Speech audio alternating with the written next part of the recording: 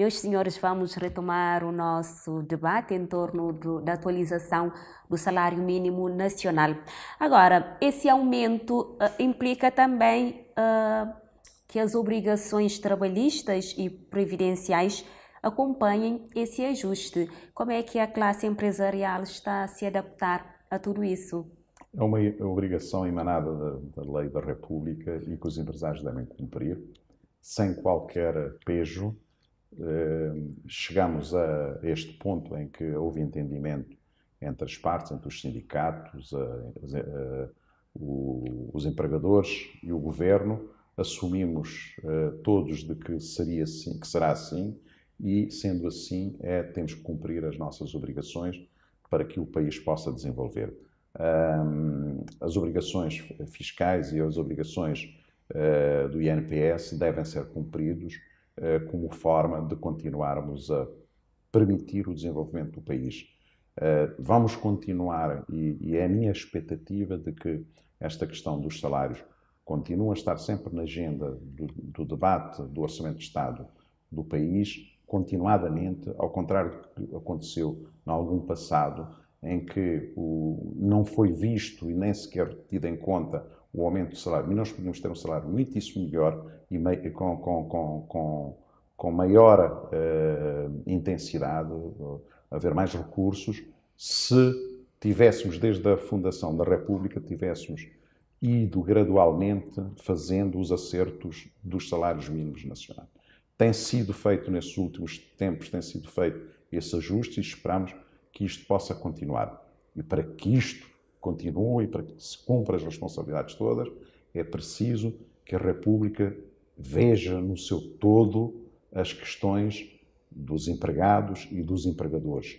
Sem empregadores não há empregados e sem empregados não há empregadores. Isto é uma combinação de que tem que ser visto à luz daquilo que é os direitos das pessoas a uma boa qualidade de vida. E é por aqui que nós temos que caminhar. Mas não é só o salário mínimo que deve estar na agenda da discussão das coisas. É importante, mas não deve ser só o salário mínimo, porque os outros salários também. Se nós fizermos uma progressão de salário mínimo contínuo e não fizermos o ajuste dos restantes salários, chegará a uma altura em que as coisas estão desarticuladas, estão, de certa forma, desfocadas, não é? Então temos que continuar a melhorar todos os salários, sem exceção, dando melhores condições a todos. Para isto, eu continuo a afirmar que as empresas têm que continuar também a gerar mais riqueza. Nós achamos, inclusive, se como há salários mínimos nacionais, deveria existir, ou deverá existir também condições mínimas para as empresas poderem funcionar. Ou seja, o próprio governo e as organizações empresariais devem sentar e discutir o padrão de empresas, do processo de alinhamento de empresas, como é que nós queremos fazer e como é que nós devemos ver, por exemplo, empresas com um X. Existe hoje em dia um mecanismo que é REMP, que foi criado, enfim, para ajudar a trazer as tais empresas também que estão fora do sistema contributivo, que é uma preocupação também para os empresários que cumprem as suas obrigações, porque todos aqueles que não estão dentro do sistema contributivo é um problema grave para o desenvolvimento. E temos que ir procurar um modelo em que podemos todos pagar, todos contribuir e contribuir de uma forma justa e não ser sempre aqueles que estão devidamente organizados a pagar e a serem pressionados normalmente para a contribuição do desenvolvimento do país. Existe muita economia que ainda não está regulada e que não está dentro do sistema das obrigações fiscais e que nós apelamos e queremos que o governo intensifique. E aqui é uma atividade do governo em poder resolver esse problema para poder ver como se pode melhorar a vida de todos. Porque esta economia também que não contribui é uma economia nefasta também para o emprego, é nefasta também para o desenvolvimento. E precisamos de regular ou de orientar essas atividades que muitas vezes são feitas e que geram até, em alguns casos, até muito dinheiro. Algumas dessas atividades que não estão dentro do sistema fazem negócios, e negócios às vezes com algum peso, e que nós precisamos de ver como resolver. Nós tivemos no passado recente problemas como, por exemplo, o ICE sobre os automóveis, que nós, enfim, batemos desde a primeira hora intensamente para que se fosse revisto aquele processo, porque são processos injustos que muitas vezes são introduzidos e que desregula todo o sistema económico de desenvolvimento. Faço lembrar que na altura, quando se resolveu criar uma taxa única para todos os tipos de viaturas, todo tipo de carros em Cabo Verde, era uma forma destruturada de poder ir buscar mais dinheiro aos contribuintes. Não se pode, o indivíduo que compra um carro de 10 mil contos, não pode pagar o mesmo que o indivíduo que compra um carro de 1.500 contos. Aquele indivíduo que paga o carro de 1.500 contos, ele está no limite dos seus recursos. E não pode pagar mais 200 contos, o que na altura era, agora já baixaram para 50%, de uma viatura, como aquele indivíduo que compra um carro de 10 mil contos. Primeiro, aquele indivíduo que compra um carro de 10 mil contos, muitas vezes, nem sequer tão pouco, está a recorrer, muitas vezes, nem sequer recorre ao financiamento. Tem condições de pagar os 200 contos? Tem, sim, senhora.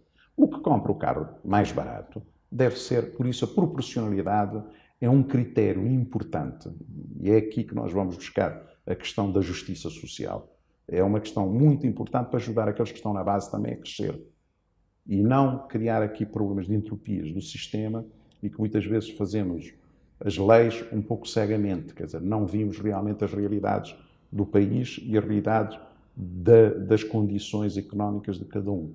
E aqui deve-se entrar o equilíbrio de bom senso. Sempre bom senso para fazermos desde a base até o topo, regularmos bem, fazermos bem para que todos, para que não haja a pobreza extrema. E a questão que se colocou na altura era a questão da transição energética.